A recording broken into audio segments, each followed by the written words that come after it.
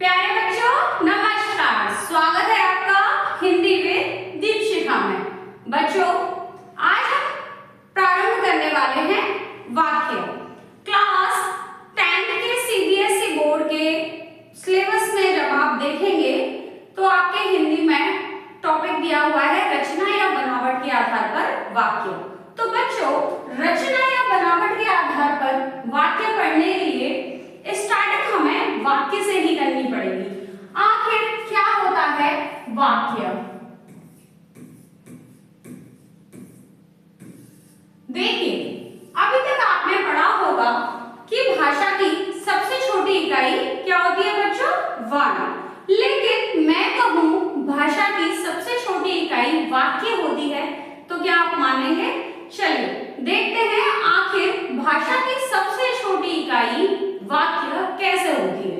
देखिए बच्चों, जब दो वर्ण आपस में मिलते हैं,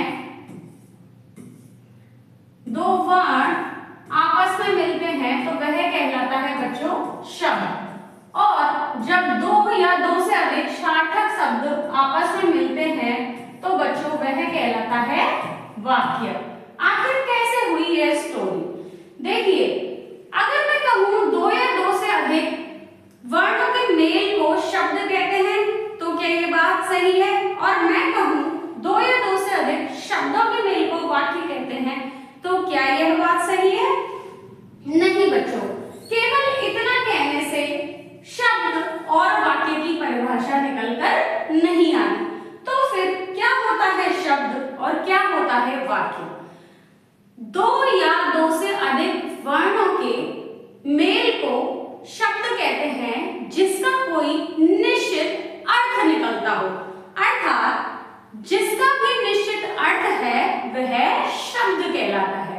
और बच्चों दो या दो से अधिक सार्थक शब्दों के क्रमबद्ध मेल को जिसका अपेक्षित अर्थ प्रकट होता हो क्या कहलाता है? वाक्य। आखिर इतनी लंबी कहानी क्या हुई? देखिए मैंने आपको शब्द की परिभाषा बता दी और मैंने आपको वाक्य की भी परिभाषा बता दी।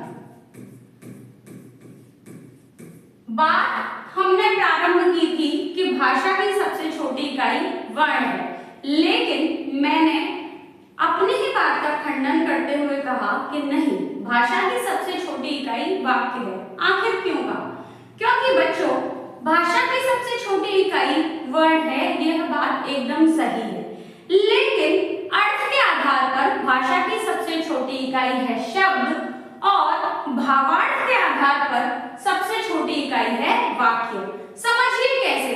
क्या आप वर्णों का कोई अर्थ बता सकते हैं? नहीं, शब्द का अर्थ होता है, इसलिए भाषा की अर्थ के आधार पर सबसे छोटी इकाई है शब्द और भावार्थ के आधार पर भाषा की सबसे छोटी इकाई है बच्चों वाक्य। क्योंकि शब्दों का भी निश्चित अर्थ है, लेकिन हमें कोई बात आपसे कहनी है, आपको कोई बात मुझसे कहनी है तो एक पूरा वाक्य कहना पड़ेगा। और जब हम एक दूसरे से बात करेंगे, एक अर्थ को प्रकट करेंगे, अपनी बातों का भावार्थ निकालेंगे, वही कहलाता है बच्चों वाक्य। अब मैं वाक्य की परिभाषा एक बार आपको लिख के बताती हूँ। देखिए मैंने कहा दो या दो से अधिक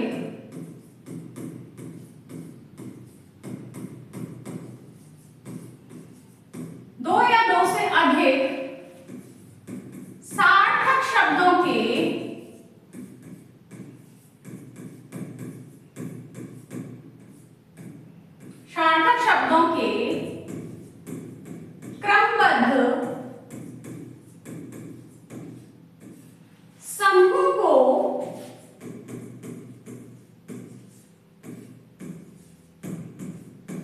जो अपेक्षित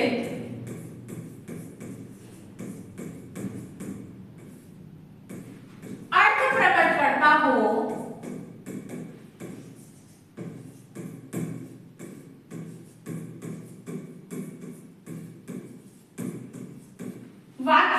कहते हैं। क्या कहते हैं बच्चों? वाक्य।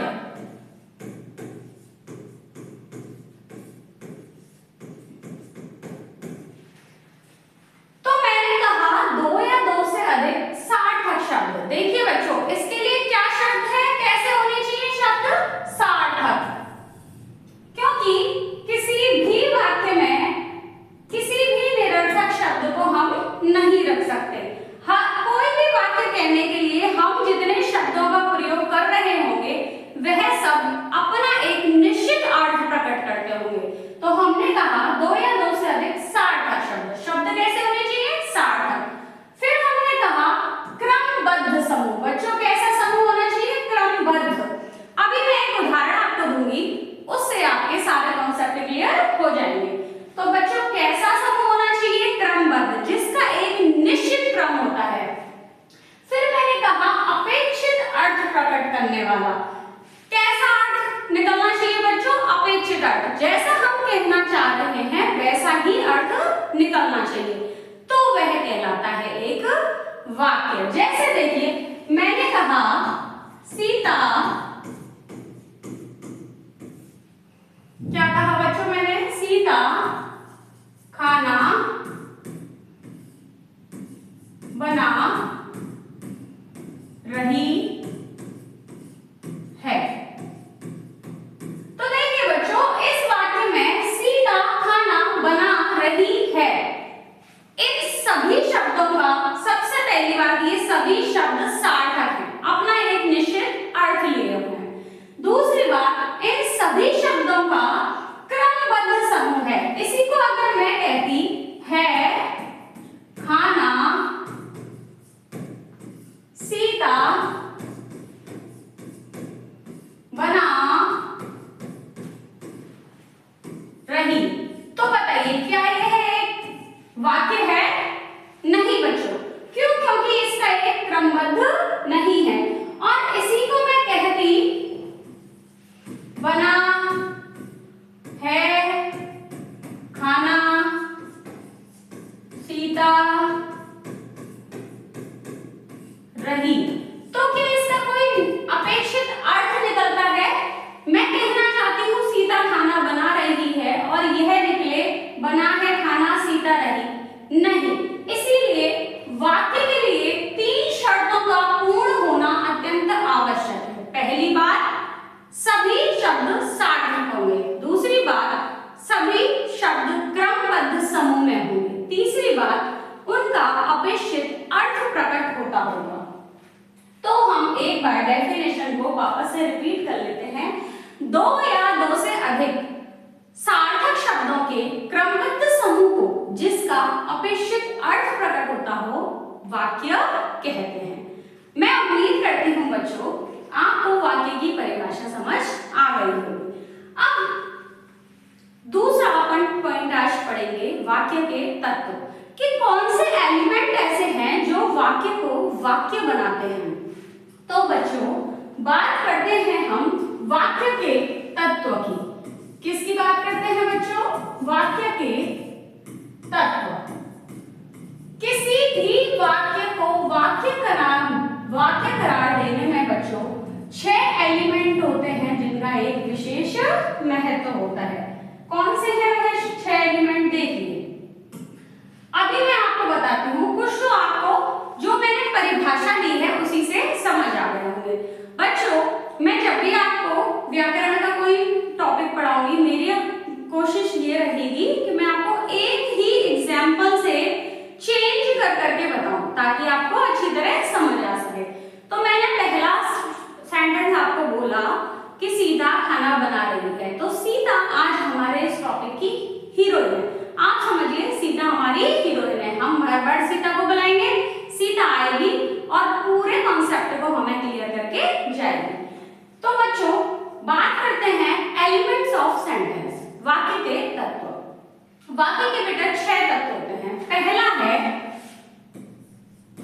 सार्थकता। देखिए मैंने आपको बताया था ना कि वाक्य में प्रयुक्त होने वाले सभी शब्दों का सार्थक होना, अपने निश्चित अर्थ के साथ होना अत्यंत आवश्यक होता है। देखिए जैसे मैंने कहा सीता खाना बना रही है। अब हम इसमें कोई भी निरर्थक शब्द नहीं जोड़ सकते, नहीं तो वाक्य गलत होगा। जैसे देखिए सीता खाना बना में है रही, नहीं कर सकते। एक निश्चित सीक्वेंस, सीता खाना बना रही है, सभी शब्द अपना अर्थ लिए हुए। दूसरा होता है बच्चों क्रमबद्धता। क्या होता है बच्चों? क्रमबद्धता, कि सभी शब्द क्रमबद्ध हो। जो मैंने आपको एग्जाम्पल में बताया कि इधर उधर अगर हम शब्दों को कर देंगे, शब्दों में अगर हम फेर बदल कर दें तो हमारे वाक्य का अनर्थ हो जाएगा। तीसरा होता है बच्चों निकटता। आखिर क्या है निकटता? देखिए वाक्य में सभी शब्दों का पास पास होना आवश्यक होता है। जैसे हम नहीं लिख सकते सीता खाना dash dash dash dash dash बना रही है, सभी शब्द एक निश्चित क्रम में रहेंगे, सीता खाना बना रही है। फिर चौथा होता है बच्चों योग्यता। बच्चों कोशिश कीजिए आप मेरे साथ दोहराते जाएं, क्योंकि मेरी कोशिश यही रहेगी जब भी मैं आपको कोई भी विषय पढ़ाऊं तो आपको इतनी बार रिवाइज करूं कि वो चीज आपको यहीं से इस वीडियो में देखते देखते ही याद हो जाए। तो चौथा है बच्चों योग्यता, कि आपको सार्थकता समझ आ गया, क्रमबद्धता समझ आ गया, निकटता समझ आ गया, आखिर योग्यता क्या है? शब्दों का योग्य होना, कैपेबल कैसे रहेगा? देखिए बच्चों इसका मतलब है वाक्य में प्रयुक्त होने वाले सभी शब्द एक दूसरे के योग्य हो। जैसे देखिए मैं कहूं कि चिड़िया गा रही है, मैं कहूं मेंढक चहचहा रहा है, क्या ये सही है? देखिए मैं लिख के बताती हूँ, फिर आप बताइए, सोचिए क्या ये सही है? मैंने कहा मेंढक चहचहा रहा है, क्या यह सही है? मैंने कहा चिड़िया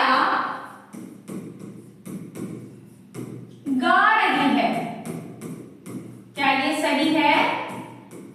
ये सही नहीं है बच्चों, क्योंकि यही कहलाती है वाक्य में शब्दों की योग्यता। हमेशा हमें वाक्य में ऐसे शब्दों का प्रयोग करना होता है जो एक दूसरे के योग्य हो। जैसे मेंढक टर टर करता है, ना कि चहचहाता है। मेंढक टर टर कर रहा है, क्या है बच्चों? मेंढक टर टर कर रहा है। ऐसे ही चिड़िया गाती नहीं है, चिड़िया चहचहाती है। क्या होती है बच्चों? चिड़िया चहचहा रही है, क्या लिखेंगे? चिड़िया चहचहा रही है। अब ये दोनों वाक्य सही है, यही कहलाती है वाक्य में योग्यता, कि योग्यता का तत्व होना अत्यंत आवश्यक है। चलिए बच्चों पांचवा बताते हैं। पांचवा होता है बच्चों आकांक्षा। अब ये आकांक्षा क्या है? आकांक्षा होता है बच्चों इच्छा। वाक्य में इच्छा तत्व का होना आप बताइए आवश्यक है या नहीं? वह वाक्य कहलाता है जब उसमें आकांक्षा ना हो। जैसे मैंने कहा, बुलाइए अपनी हीरोइन को, सीता बना रही है। अगर मैं आपसे कहती हूँ सीता बना रही है तो अगले ही पल आपके दिमाग में आएगा सीता क्या बना रही है। अगर मैं कहूँ सीता खाना बना रही है तो अब इसमें से कोई और क्वेश्चन नहीं निकलता। यही कहलाती है आकांक्षा। वह जब वाक्य में कोई आकांक्षा ना रहे, कोई प्रश्न पूछने की गुंजाइश ना रहे, तब वह कहलाता है वाक्य। छठवां होता है बच्चों अन्वय। अन्वय होता है बच्चों मेल। वाक्य में प्रयोग होने वाले सभी शब्द लिंग वचन विभक्ति कारक के अनुसार एक दूसरे के लिए मेल लिए होने चाहिए होते हैं, यही कहलाता है अन्वय। तो अब आपको समझ आ गया होगा क्या वाक्य के तत्व। वाक्य के 6 तत्व होते हैं, मैं रिपीट कर देती हूँ। सबसे पहला है सार्थकता,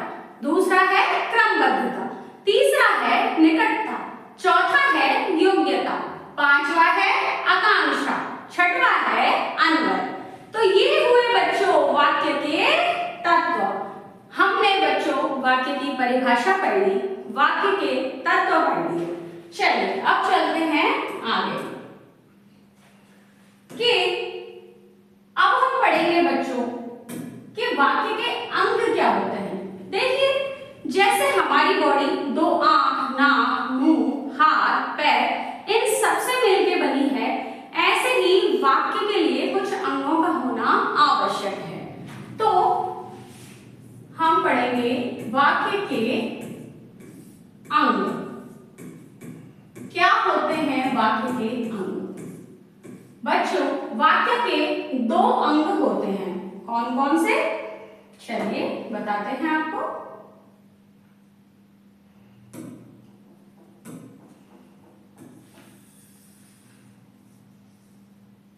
वाक्य के बच्चों दो अंग होते हैं। कौन से? एक उद्देश्य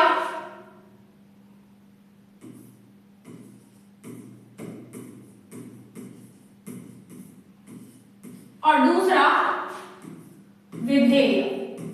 कौन से बच्चों? उद्देश्य और विधेय। आइए उद्देश्य समझते हैं। किसी भी वाक्य में जो शब्द यह बताए कि कार्य कौन कर रहा है वह कहलाता है उद्देश्य। क्या कहा बच्चों मैंने? किसी भी कार्य में यह बताने वाला शब्द कि कार्य कौन कर रहा है वह कहलाता है उद्देश्य। और कार्य कौन करता है बच्चों? कार्य करता है कर्ता।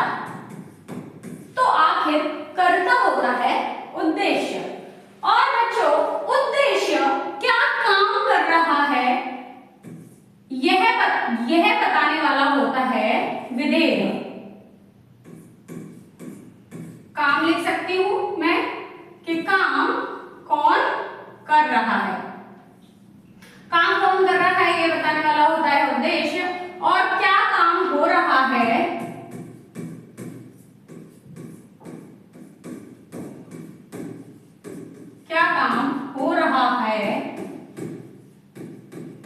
यह बताता है विधेय। अर्थात बच्चों इन शॉर्ट हम कह सकते हैं कि कर्ता होता है उद्देश्य और क्रिया होती है विधेय।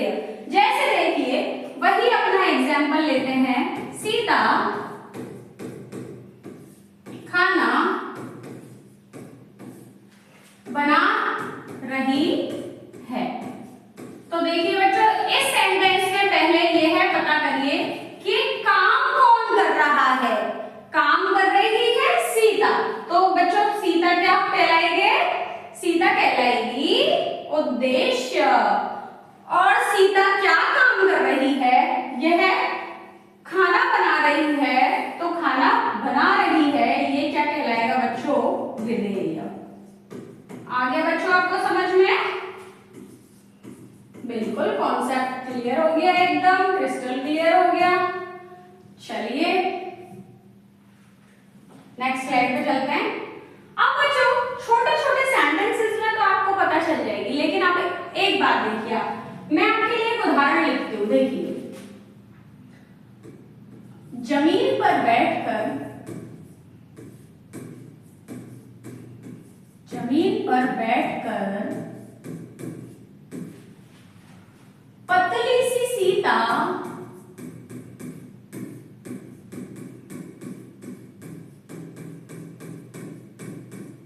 पतली सी सीता चूल्हे पर गोल मटोल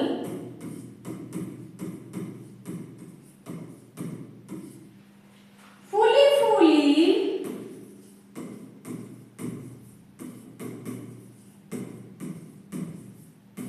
रोटियां बना रही है। देखिए बच्चों अब मैंने एक बड़ा सेंटेंस लिखा कि जमीन पर बैठकर पतली सी सीता चूल्हे पर गोल मटोल फूली फूली रोटियां बना रही है। अब आप बताइए उद्देश्य क्या है और विधेय क्या है? बस कुछ नहीं करना, हमें वही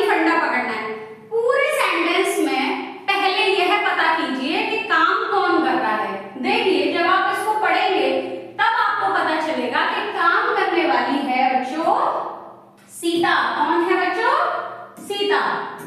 तो देखिए सीता, सीता क्या हुआ बच्चों? उद्देश्य। और बच्चों सीता क्या कर रही है? वही रोटियां बना रही है, तो ये क्या हुआ बच्चों? विधेय।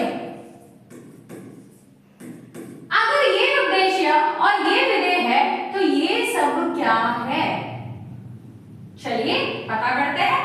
देखिए उद्देश्य से पहले उद्देश्य के विषय में जो कुछ भी बताया जाए, देखिए ये जमीन पर बैठकर पतली सी, ये सब किसके लिए कहा जा रहा है? उद्देश्य के लिए, सीता के लिए।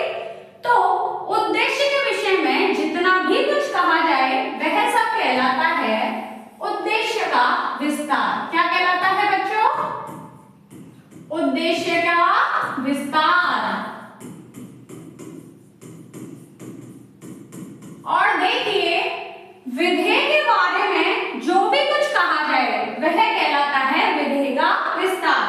तो देखिए चूल्हे पर गोल मटोल फूली फूली रोटियां, ये किसके लिए कहा जा रहा है? विधेय के लिए।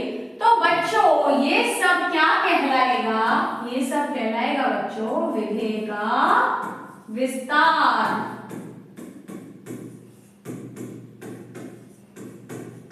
समझ में आया बच्चों? कोई डाउट तो नहीं है?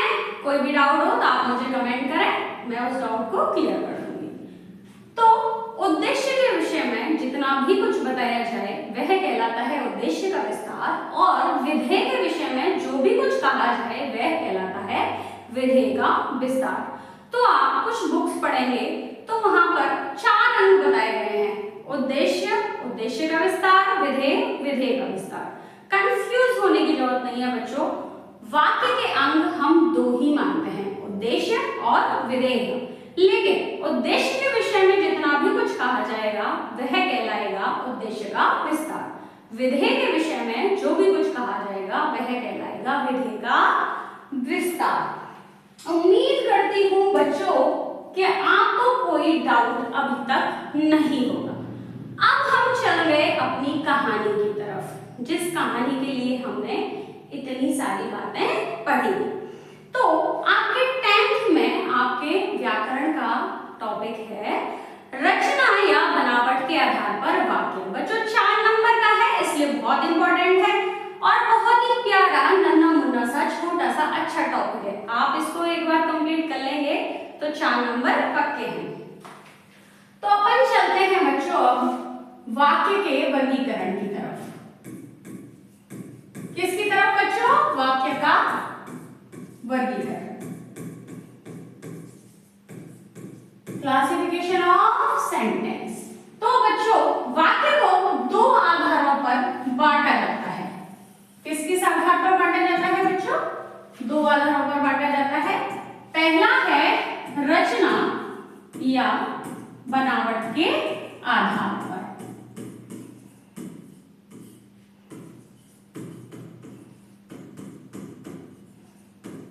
रचना या बनावट के आधार। दूसरा है बच्चों अर्थ के आधार पर।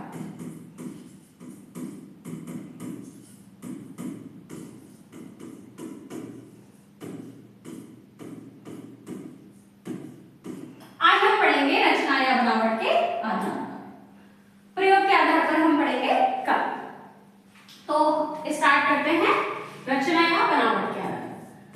रचना या बनावट के आधार पर बच्चों देखिए बनावट क्या होती है? स्ट्रक्चर होती है ना, उसी को रचना कहते हैं। इस आधार पर वाक्य को 3 भागों में बांटा जाता है। पहला सरल वाक्य। कौन सा बच्चों? सरल वाक्य। दूसरा है संयुक्त वाक्य।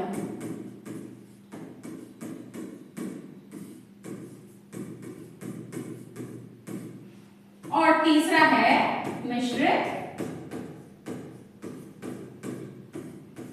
वाक्य। 3 आधारों पर बांटा जाता है। 1 सेकंड बच्चों, मेरे रूम का एसी खराब हो गया है तो गर्मी बहुत है। तो रचना या बनावट के आधार पर 3 हम भाग करते हैं। हैं। कौन से? सरल वाक्य, संयुक्त वाक्य और मिश्र वाक्य। चलिए अब स्टार्टिंग करते हैं पहले सरल वाक्य से। सरल वाक्य, देखो बच्चों इसके नाम से ही पता चल रहा है सरल। कैसा है ये? है सरल। वह वाक्य जिसमें एक उद्देश्य और एक विधेय हो उसे हम सरल वाक्य कहते हैं। इसमें मूल रूप से क्रिया एक ही होती है। तो क्या क्या कहेंगे बच्चों हम? एक उद्देश्य और एक विधेय। और क्या कहेंगे बच्चों? एक मूल क्रिया का होना। आप समझ गए एक विधेय है लेकिन मूल क्रिया होती है इसमें बच्चों एक। जैसे वही अपनी हीरोइन सीता खाना बना रही है, राम स्कूल जा रहा है, दीपशिखा पढ़ा रही है, बच्चे पढ़ रहे हैं, मैं खेल रहा हूं, पापा दफ्तर गए हैं। कुछ भी वाक्य जिनमें एक उद्देश्य एक विधेय होगा वह कहलाएंगे सरल वाक्य। फिर बात आती है बच्चों संयुक्त वाक्य कि संयुक्त वाक्य क्या है। देखिए बच्चों हम संयुक्त वाक्य को और मिश्रित वाक्य को एक ही साथ पढ़ेंगे। एक साथ पढ़ने से ये इन दोनों का जो अंतर है वह आपको समझ आएगा और टॉपिक बड़ी जल्दी याद हो जाएगा। क्या होता है बच्चों? देखिए क्या होता है संयुक्त वाक्य और क्या होता है मिश्रित वाक्य। देखिए इन दोनों ही वाक्यों में दो या दो से अधिक उपवाक्य होते हैं। क्या उपवाक्य क्या है? कि छोटे छोटे सेंटेंस जुड़े हुए होंगे, दो वाक्य आपस में जुड़े हुए होंगे। अब फिर अंतर क्या है? इन दोनों में ही जुड़े हुए होते हैं बच्चों। संयुक्त वाक्य में दोनों ही उपवाक्य अपना स्वतंत्र अर्थ प्रकट करते हैं। जैसे देखिए मैं ताजमहल देखकर आया और नहाकर आया, है ना? या फिर इसको छोड़िए, देखिए सीता को ही बुलाते हैं, सीता से आपके सारे क्लियर होते जाएंगे। जैसे मैं कहूं कि सीता खाना बना रही है और खा रही है। ठीक है बच्चों, मैंने क्या कहा? सीता खाना बना रही है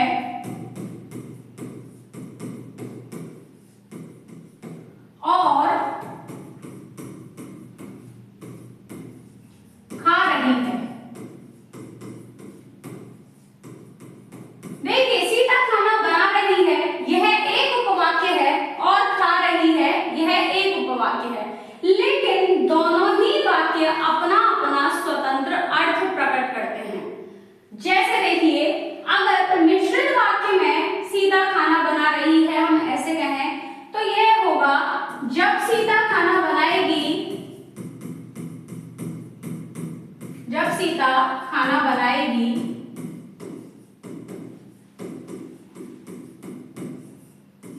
तब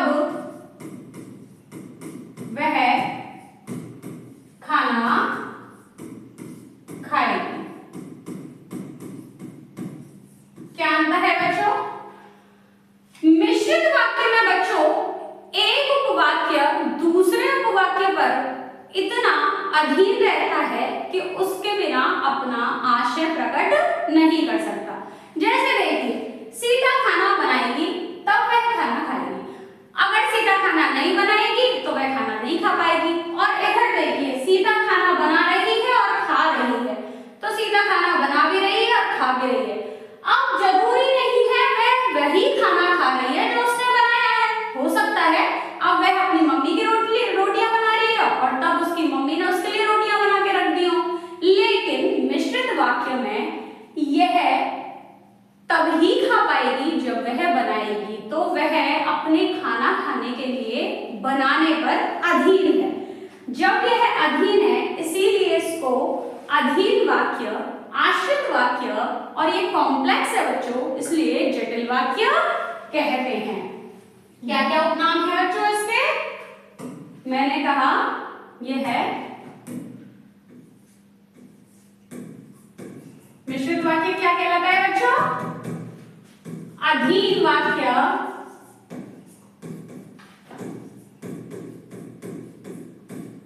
आश्रित वाक्य,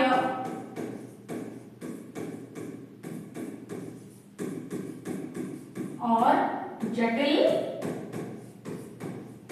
वाक्य।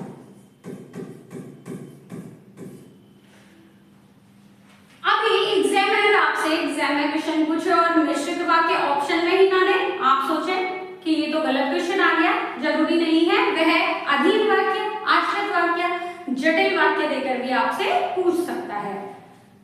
तो अब आपको समझ आया बच्चों, इसमें अपना स्वतंत्र अर्थ होता है दोनों ही उपवाक्यों का, लेकिन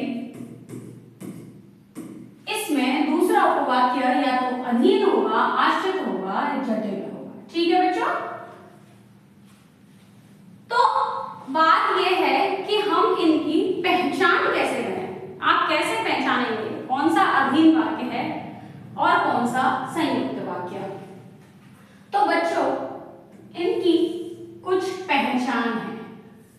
मैं कहती हूं कि आप एक वाक्य की पहचान याद रख लें ताकि दूसरे वाक्य की स्वतः ही याद हो जाएगी। देखिए इसकी पहचान क्या होती है बच्चों? इसमें आने वाले दो उपवाक्य और अथवा, लेकिन, किंतु, परंतु, अतः, एवं, जो, कि आदि से जुड़े हुए होते हैं।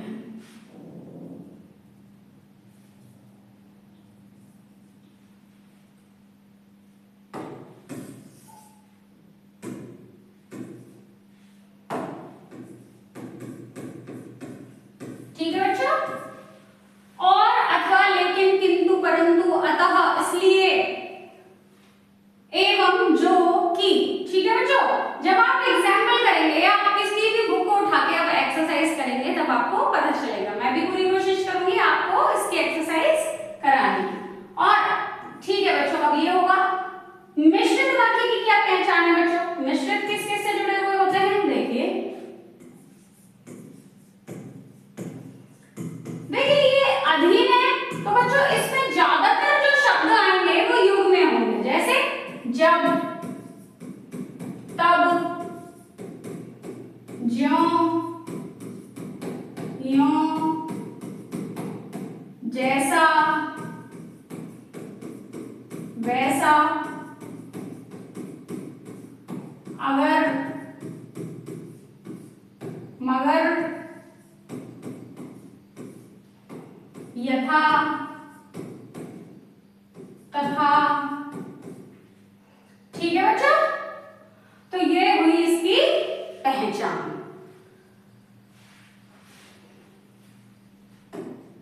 मैं उम्मीद करती हूं बच्चों आपको सरल वाक्य, संयुक्त वाक्य और मिश्र वाक्य ये तीनों ही वाक्य समझ आ गए होंगे।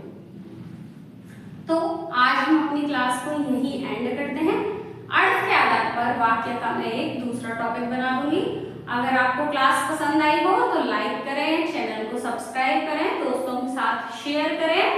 और कोई भी डाउट आता है बच्चों, आप इसको पढ़िए, सीखिए, समझिए। कोई भी डाउट आता है तो मुझे कमेंट सेक्शन में आप कमेंट कीजिए, मैं आपको उसका सॉल्यूशन दे दूंगी। चलिए बच्चों।